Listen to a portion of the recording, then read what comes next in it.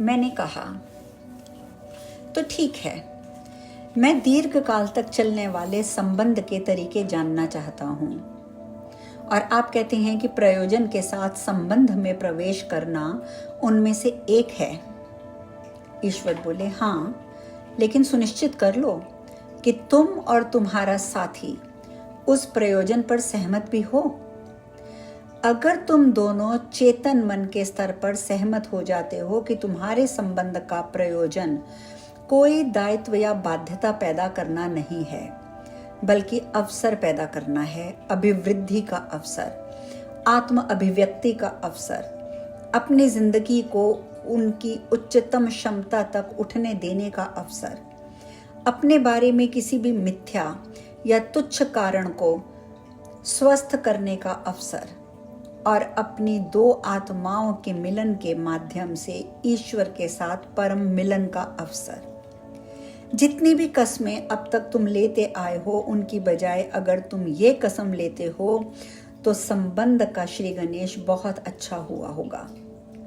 शुभ आरंभ का यही कदम हुआ है, ये एक अच्छी शुरुआत होगी। मैंने कहा, फिर भी सफलता की कोई गारंटी तो नहीं है। ईश्वर बोले, जीवन में अगर तुम गारंटी चाहते हो तो समझ लो कि तुम जीवन को जीना चाहते ही नहीं हो। तब तो तुम ऐसी पटकथा की रिहर्सल चाहते हो जो पहले से लिखी जा चुकी है। जीवन अपने स्वभावता कोई गारंटी नहीं दे सकता।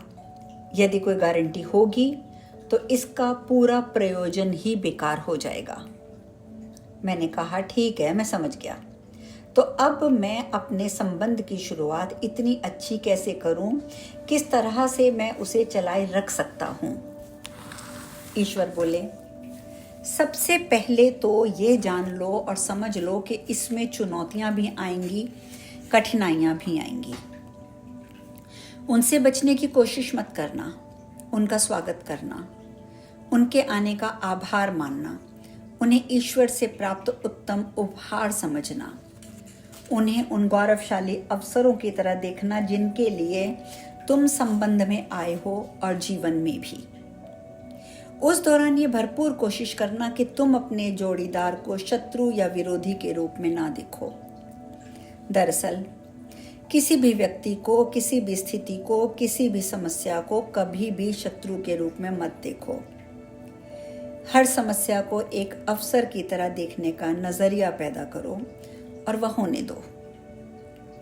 मैंने कहा, हाँ, मैं जानता हूं, वह होने व तय करने का अवसर जो कि तुम वास्तव में हो। ईश्वर बोले, बिल्कुल सही, लगता है बात तुम्हारी समझ में आ रही है। मैंने कहा, लेकिन ऐसी जिंदगी तो मुझे बड़ी नीरस दिख रही है। ईश्वर बोले, इसका मतलब ये है कि तुम अपनी दृष्टि में अभी बहुत नीचे रखे हुए हो। अपने क्षितिज को विस्तार दो, अपनी दृष्टि को गहराई दो, अपने भीतर जितना कुछ देखने का लायक समझते हो उससे अधिक देखो, और अपने जोड़ीदार में भी और अधिक देखो। दूसरे लोग स्वयं का जितना दर्शन तुम्हें करा सकते हैं, उससे अधिक उनमें देखने पर तुम किसी संबंध को या किसी को भी काट कर अलग नहीं करोगे, क्योंकि उनमें उससे भी कहीं अधिक होता है, बहुत कुछ होता है। लेकिन किसी डर के कारण वे तुम्हें सब दिखाई नहीं देता, तुम्हें दिख नहीं पाता है। अगर दूसरा ये जान जाता है कि तुम उसे खूब अधिक जान गए हो, तो फिर वह तुम्हें वह सब बताने में सुरक्षित महसूस करता है जो कि तुम जान चुके होते हो। मैंने कहा, हमारी अपेक्षाओं के अनुकूल रहने की तरफ उनका झुकाव हो जाता है। ईश्वर बोले, कुछ ऐसा ही।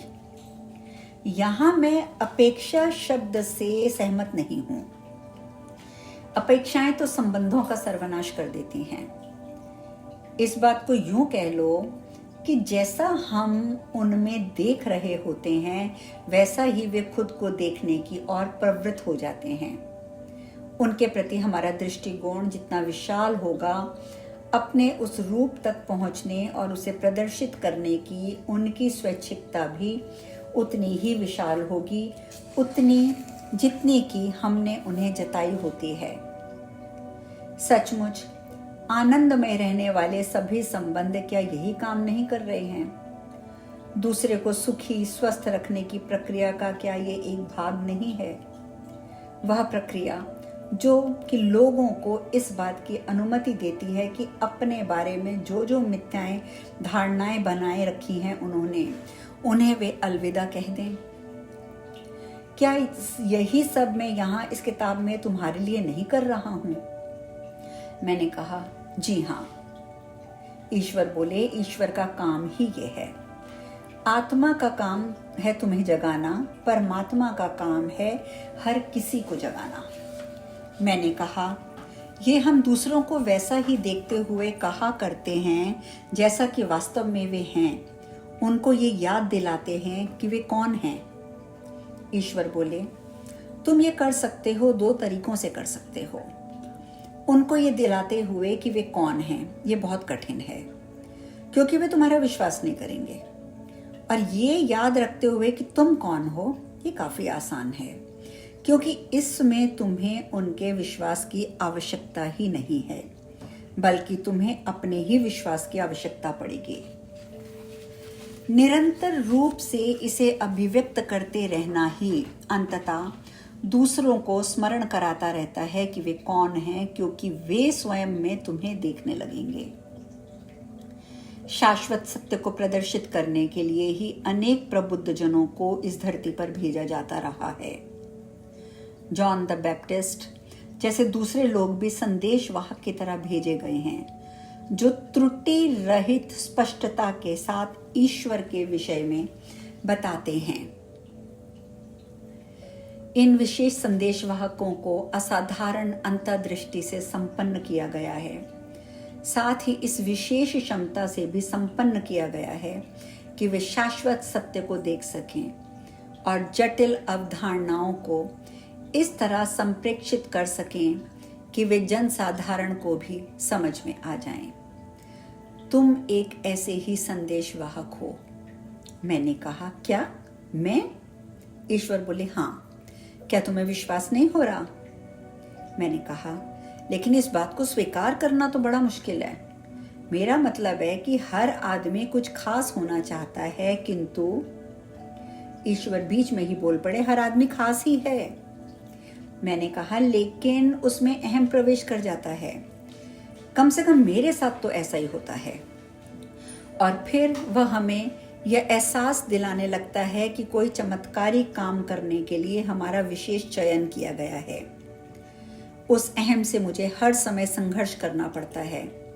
अपने विचारों का, अपने शब्दों का, अपने कार्यों का लगातार शुद्धिकरण करना पड़ता है, ताकि व्यक्तिगत बड़बोलेपन को इस सब से बाहर ही रखा जा सके। इसलिए जो आप कह रहे हैं उसे सुनना मानना तो बड़ा ही मुश्किल है, क्योंकि मैं जानता हूं कि ये मेरे अहम के साथ खेलेगा, जबकि मैं जीवन भर अपने अहम से संघर्ष करता आया हूं।